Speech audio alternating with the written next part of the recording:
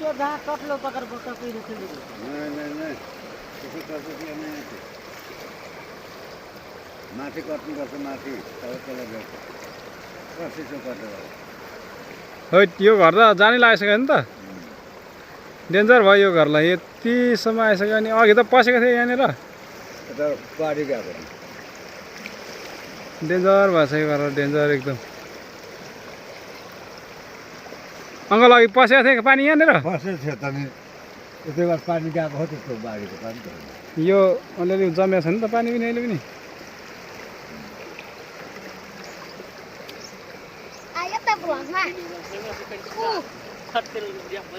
अझै यहाँ त अङ्कल आज पनि काटेर आएर छ त यहाँ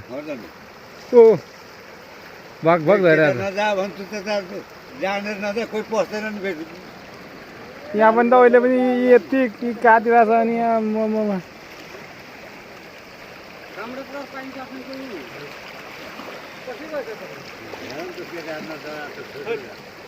ओ बगा बगा त्यसलाई हुँदैन पुरा हल्लिएर आएको छ ऊ झऱ्यो अहिले घटेको ओ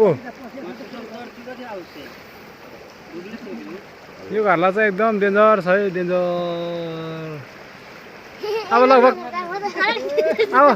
अब लगभग यो घर आइपुग्नु कति मिटर छ र 5 मिटर 5-6-7 मिटर होला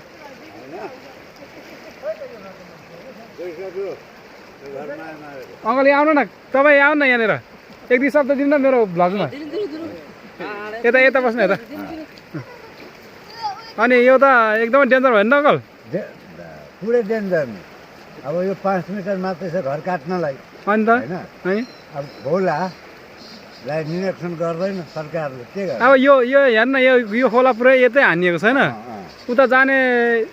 थोरै पनि ऊ छैन चाड छैन यतै आउँछ यो किनकि त्यहाँदेखि यस्तो ओह्रालो परिरहेको छ त्यो कुनामा हान्दिएछ के त्यो कुनाबाट ठ्याक्कै हान्दिएछ अनि त नि यो रुख पार नभएको भए झन् छिटो जान्थ्यो तर यो रुखले गर्दा धेरै बचेको छ यो घरलाई खै अब